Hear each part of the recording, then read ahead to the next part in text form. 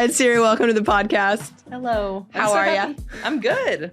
I'm very excited to be here. Awesome. Well, you're obviously one of Adult Time's ambassadors. We work with you a lot, so I'm super happy to be able to have you on this series and get a chance for everybody to get to know you a little bit better.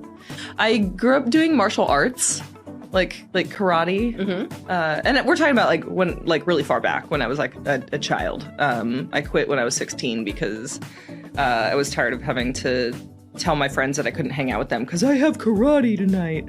But I have brown belts in 2 different types of karate. Nice. But 0 black belts. So my roots are in Minneapolis, Minnesota. I'm very much like a Midwestern Minnesotan girl. And I lived there I was born there and lived there until I was like 12. And then my family moved to Texas to like a very boring suburb. I very much enjoyed my upbringing. I come from a family that's like very musical. My dad was an opera singer when I was a kid growing up, so that was a cool thing. That's like cool. Weird and unique. Like I grew up like going to watch my dad perform in operas like professionally. I remember reading about blowjobs, and that for me, reading about blowjobs, about putting a penis in my mouth, was like simultaneously exciting and horrifying. Yeah. And I think that stuck with me. I guess the thing, I got this idea in my head that giving a blowjob was something that required so much skill that I just will never in my life feel good at doing it. So I'm just going to avoid it. Basically I was so academic about how I read about sex that I freaked myself out away from ever wanting to do a lot of things. I mean, for me, probably the biggest one, just as someone who's creating content regularly, is that I masturbate regularly.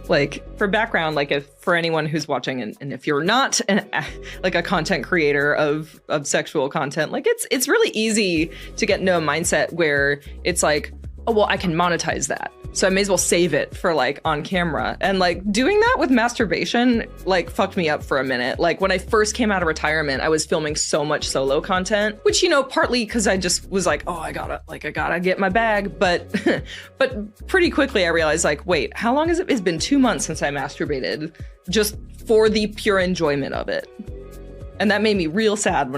And so I'll set down the vibrator. And then 3 minutes will go by and I'll be like, you just got to let the waters calm down a little bit, right? Yeah. And then you go back. One of the reasons that I love being an ambassador for Adult Time is because I see what you're working on and the direction that you take with all of these projects. And I'm yes, so much yes, because it's needed. And it's better now than it was when I first started out. And I know you know that too. We've talked about how much things have changed in the last decade or so, but it's still, I mean, we're always going to need more of that. I see it in friendships that I have with other women my age, and hearing their struggles with dating and their sex lives. Mm-hmm. I just see it in my fans DMing me, and telling me personal things about their dating relationships.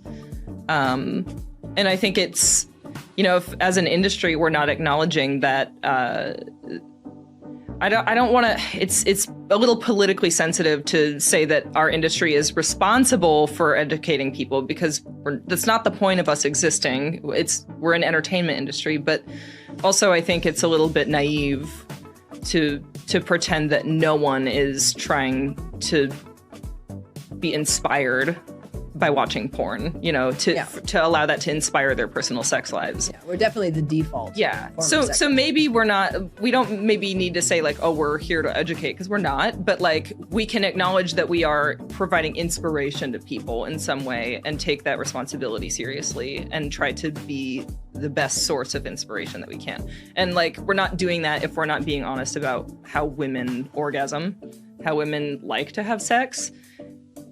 Which isn't to say that women are a monolith, because obviously we're not, but there's just been so much misrepresentation for so long. Mm-hmm. that there needs to be a lot more effort put into being honest and accurate, and wait till you see how I masturbate, because it's probably not as interesting as a lot of people think, but it's real. I love that. That is the best selling, like sales pitch for your episode of How Women Orgasm. Thank you, Siri. I appreciate you.